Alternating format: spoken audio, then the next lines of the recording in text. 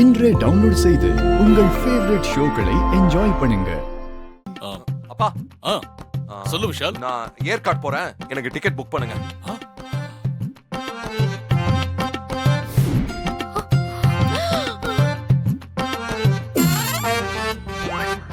என்னது ஏற்காடு போறியா? நீ மட்டும் தனியா போற? சிந்தாமணி இல்ல, நீ இசை மேல கோவமா இருக்கால, அதனாலதான் கேட்டேன். அப்பா எனக்கு அவளுக்கும் ஏற்காடு போறதுக்கு டிக்கெட் புக் பண்ணுங்க.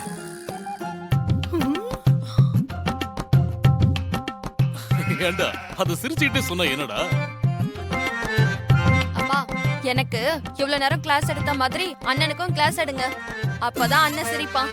பல்லவி மேடம், நீங்க உங்க பல்லவிய ஆரம்பிக்காதீங்க. ஏற்கனவே அவ பாடின பாட்டெல்லாம் கேட்டு காதெல்லாம் வலிக்குது. சகோதரா, தேனிலவு போக முடிவெடுத்து விட்டாய், அதை சிரித்தபடியே சொல்லலாமே. நான் ஒன்றும் தவறாக நினைக்க மாட்டேன். ஆகட்டும் சகோதரி. தந்தையே, நாங்கள் ஏற்காடு செல்வதற்கு எங்களுக்கு பயணச்சீட்டு பதிவு செய்து தருவீர்களா? அப்படியே ஆகட்டும் மகனே, பயணச்சீட்டு புக் செஞ்சிடுறேன். ஓகே. நீ இப்படிலாம் பேசி ரொம்ப நாள் ஆச்சுடா. எல்லாம் என் நேரம். நல்ல பல்ப் வாங்கிட்டான் உன் பையன். ஆமா ராகவ், நீங்க 2 பேரும் போறீங்கன்னா உங்களுக்கும் டிக்கெட் போட்டுறவா? பா இல்ல, எனக்கு இங்க வேலை இருக்கு. வேலை எப்பவும் இருக்கும்பா, நமக்காகவும் நாம டைம் ஸ்பெண்ட் பண்ணணும்ல. இல்ல வேண்டாம். சரிடா, நான் புக் பண்ணிடுறேன். நன்றிப்பா. நன்றி நன்றி. என்னது ஏற்காடு போறனா? நிஜமாவா? என்ன நடக்குதுன்னு ஒண்ணுமே புரியலையே.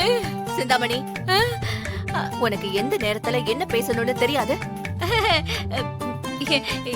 இல்ல, நீ விஷால் மனசொடிஞ்சு போற மாதிரி தெரிஞ்சது, அதனாலதான்.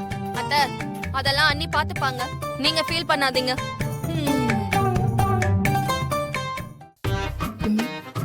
டைம் ஆச்சு, இந்நேரம் விஷால் வந்திருக்கணுமே.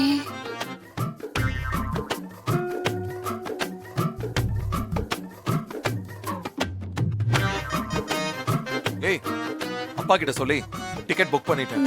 போதும்ல? Thank you thank you. ஏய், இங்க பாரு, நீ உன் மனசுல என்ன வேணாலும் பிளான் பண்ணிருக்கலாம், ஆனா நீ நினைச்சது எதுவுமே என்கிட்ட நடக்காது. ஆக்சுவலி எனக்கு ஒரு சேஞ்ச் தேவைப்படுது, அதனாலதான் நான் ஓகே சொன்னேன். மத்தபடி நான் சொன்னதுதான்.